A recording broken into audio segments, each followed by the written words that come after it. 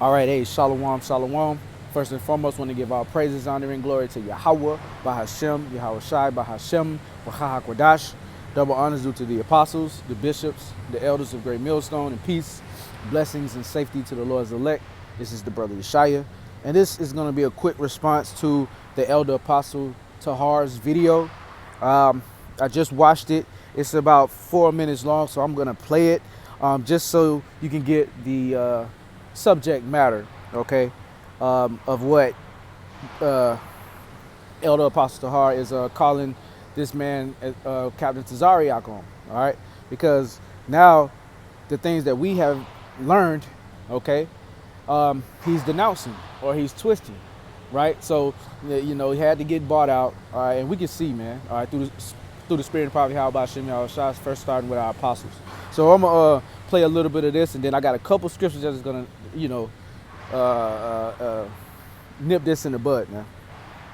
You said, then he came to a question where he asked you, were there strangers in the wilderness with us? When we was in Egypt, he asked you, were the strangers Israelites? Right. And I you said yes. There was no other, yes, you said yes, the strangers was Israelites. And you also said that there was no mixed multitude that went out with Israel out of the land of Egypt.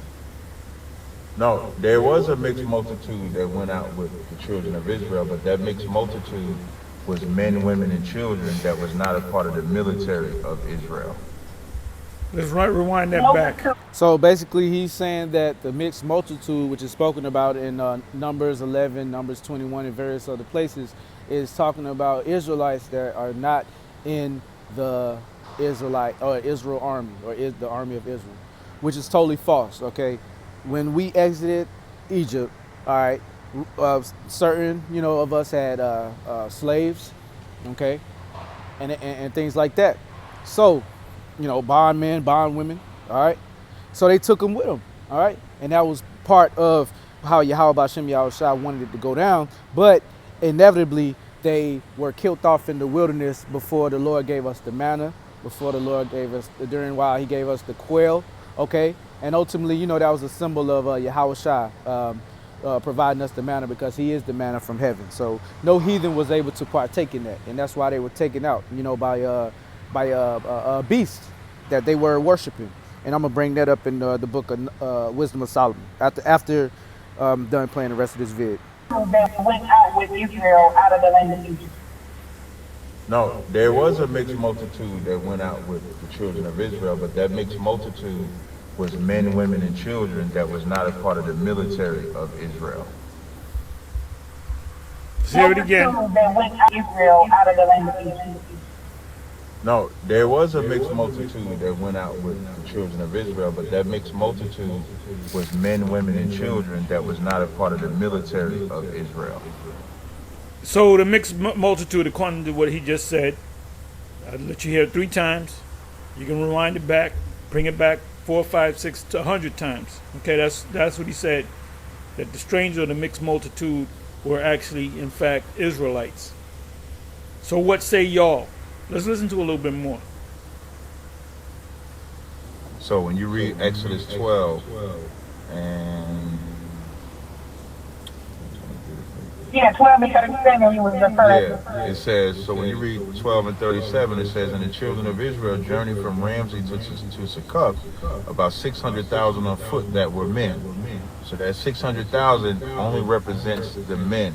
That's the army, right?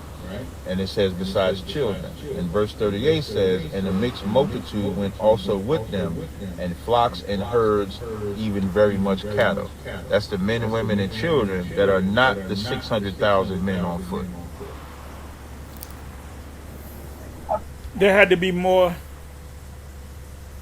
mixed multitude than the actual army of the Israelite army. You know, if you have a man, for every man you have at least one woman and a bunch of children, handful of children, or 2 or 3 women or 5 women and children. So according to what he just said, the mixed multitude are actually the Israelites, the men, women, and children that were not a part of the army. So you have more mixed multitude than you had the actual army, a small number of men. I want to go bring out some precepts, numbers I really wanted to go into, which I'm not going to do. I'm just putting it out there so y'all can take it and do what y'all want with it, all right? And this was never taught back at One West, the original One West, just so you know. So what say y'all? With that, Shalom, on to the next. All right, hey, and that's exactly where I'm gonna. Salaki, that's exactly where I'm going to go. Okay, to the Salaki. We're gonna go to Numbers 11. All right, and read a little bit of that, and then skip right to 21. This is the book of Numbers 11. And when the people complained, it displeased the Lord, and the Lord heard it, and his anger was kindled, and the fire of the Lord burnt among them, and consumed them that were in the uttermost parts of the camp. All right, and and there, look, that's a judgment right there on the uttermost parts of the camp. Now, who was at the uttermost parts of the camp?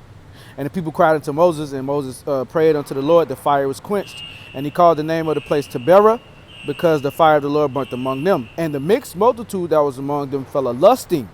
Okay, so this was a mixed multitude. And then look, and the children of Israel also wept again and said, who shall give us flesh to eat? So that's a colon, all right? Basically, it's the difference. All right, when you got a semicolon, it's usually talking about the same thing. But this, it says, and the children of Israel also wept again. So this is making a disparity. This is a difference. All right, the mixed multitude is talking about heathen. All right, and the children of Israel is talking about who? The children of Israel. Now look at this though. Now, this is when the manna fell, because I just wanted to make this really quick. I'm on lunch break, but Lord willing, if the Spirit puts it on me, I can go into it deeper. But this is the book of Numbers, chapter 21. Actually, you know what? Yeah. Verse 5, and people spake against the Most High and against Moses. Wherefore have ye brought us up out of Egypt to die in the wilderness? For there is no bread, neither is there any water, and our soul loatheth this light bread. And the Lord sent fiery serpents among the people, and they bit the people, and much people of Israel died. Therefore the people came to Moses and said, we have sinned, for we have spoken against the Lord and against thee. Pray unto the Lord, and he take away the serpents from us. And Moses prayed for the people. And the Lord said unto Moses, make thee a fiery serpent, and set it upon a pole. And it shall come to pass that everyone that is bitten, when he looketh up upon it, shall live. Now this fiery serpent represents Yahushua. And Yahushua was only meant and sent, for the rising and the downfall of many of Israel. Okay, his whole creation, all right, he's only dealing with Israel, him being the ultimate Israelite. Okay, he's a father. He's also a father, right? Then you got the Heavenly Father, and Yahushua is also a father as well. But this is only to the children of Israel. The ones that looked up, they were forgiven.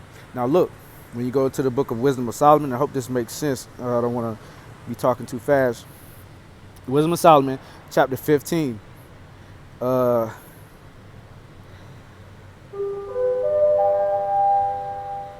Let me see. Actually, let's go to 16, because here it is. Therefore, by the like were they punished worthily, and by the multitude of beasts tormented. Instead of which punishment, dealing graciously with thine own people, thou preparest for them meat of a strange taste, even quails to stir up their appetite. So that's going into the account of when the Lord blessed us with the quails. Okay, going into the book of Numbers, the quails and the manna, all right, which represents Yahushua, which the heathen, they died off in Numbers 11, or they were killed off in Numbers 11.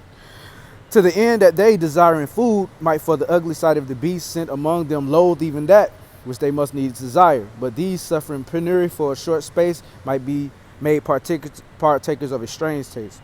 For it was requisite that upon them exercising tyranny should come penury, which they could not avoid. But to these should be only showed how their enemies were tormented. See, how their enemies were tormented, all right, the other nations. For when the horrible fierceness of beasts came upon these, and they perished with the stings of crooked serpents, thy wrath endured not forever, but they were troubled for a small season, that they may be admonished, having a sign of salvation, to put them in the remembrance of the commandment of thy law. So the Lord destroyed the heathen, okay, the multitude, the mixed multitude, but the ones that he had, the certain ones that he had mercy and grace upon, all right, when they looked upon that brass serpent, all right, which represents Yahweh Shah, they were forgiven.